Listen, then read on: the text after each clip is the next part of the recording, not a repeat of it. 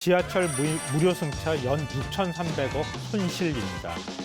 코로나 이전인 2019년 서울, 부산, 인천 등 6개 도시 지하철이 무임 승차로 6,300억 원의 손실을 본 것으로 나타났습니다. 그러니까 이들은 지하철이 한 해 기록한 경영 적자의 58%가 바로 이런 무임 승차에서 발생하고 있는 상황이라고 하는데요. 네. 그러니까 정부 정책에 따라서 무임 승차를 실시하고 있지만 그 부담은 고스란히 지하철을 운영하는 기관이나 아니면 지자체가 떠안는 이런 상황이 발생하고 있는 겁니다. 네, 지하철 무료 승차 생각보다 좀 심각해 보이는데요. 실제로 얼마나 많은 사람들이 무료로 이용하고 있어요? 그러니까 대한교통학회에 따르면요. 2019년 지하철과 경전철 승객이 26억 4,200만 명이었다고 합니다. 그런데 이 중에 한 19%가량이 무임 승차를 하고 있는 것으로 나타났는데요. 그러니까 지하철을 타는 사람 5명 중 1명이 무임 승차로 타고 있다 이렇게 보시면 될 것 같습니다. 근데 무임 승차는 아마 주변에서도 많이 보시기 때문에 아실 네네. 거예요. 65세 이상 노인이 무임 승차 한 인원 가운데 82%를 차지해서 가장 많았고요. 그다음에 장애인이 17% 정도를 차지했습니다. 그러니까 손실액을 따지고 보면요. 서울이 아무래도 인구가 많으니까 한 해 한 3,700억 정도의 손실이 발생하는 것으로 나타났고요. 부산이 1,400억 원, 그리고 대구가 610억 원 순이었습니다. 그러니까 이렇게 많은 손실이 발생하고 있지만 국가가 부담하는 비용은 없기 때문에 지자체 사이에서 지금 볼멘 소리가 나오고 있는 겁니다. 2025년이면 이제 고령자가 20%가 넘어서는 초고령 사회로 들어가게 될 텐데 그렇게 되면은 더 손실이 커지겠고 근데 나라에서 지원해 주는 금액은 아예 없는 거예요. 네네. 국가에서 지원해 주는 금액은 없는 상황입니다. 그러니까 정부에서는 지방재정교부금 주고 있지 않느냐, 그걸로 알아서 해결해라, 뭐 이런 식의 입장인데요. 근데 지자체는 또 설명이 다른데요.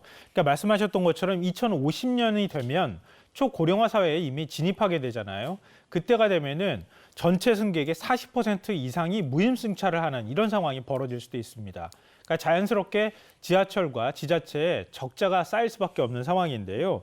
근데 정부는 지방재정 교부금으로 해결해라 이런 입장인데 지자체 입장에서는 그러니까 전체 누적 적자가 벌써 23조 원을 넘어서고 있다. 우리가 감당할 수 있는 수준을 이미 초과했다 이런 얘기를 하고 있습니다.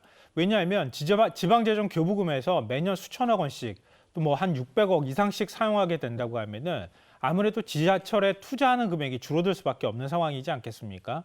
아니면 다른 데다 쓸 돈도 굉장히 많은데 이걸 다 그러면 지자체 적자를 보전하는 데 사용하란 말이냐 이런 얘기가 나올 수밖에 없는 상황이 된 건데요. 그래서 지자체들은 앞으로 국비로 좀 보전을 해줬으면 좋겠다 이런 얘기들을 뭐 그동안에도 해왔고 지금도 계속하고 있는 상황입니다.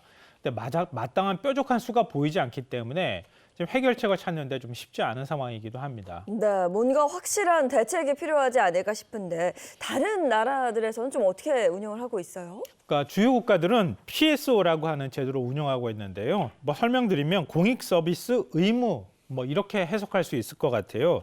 그러니까 철도는 아무래도 공익성을 띠고 있기 때문에 이런 공익성을 띈 사업을 할 경우에 거기에 따르는 적자가 발생하면 그걸 보조해 주는 제도라고 생각하시면 될 것 같습니다.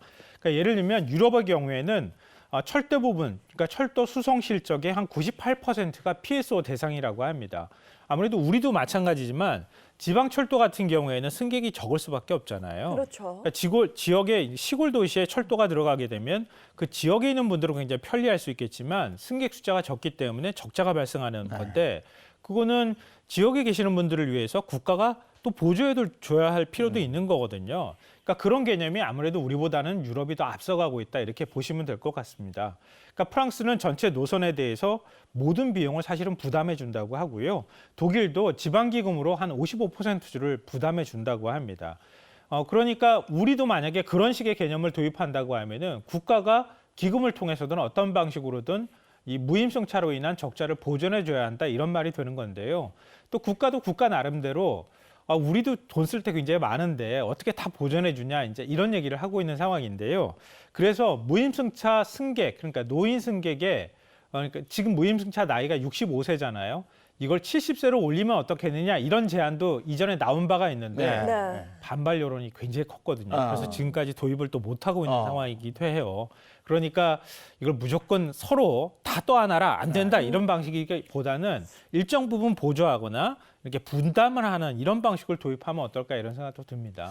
초고령 사회로 어차피 가게 되는 거라서 네. 지금 65세 되면 지금 말씀하셨지만 지공 이래서 지하철 공짜 이렇게 우스개로 좀 얘기하기도 하거든요. 근데 연령을 갑자기 65세, 70세로 올린다고 그러니까 그때 놀란 건데 네. 아마 적절선에서 조정이 되지 않을까 싶기도 하고 그래요.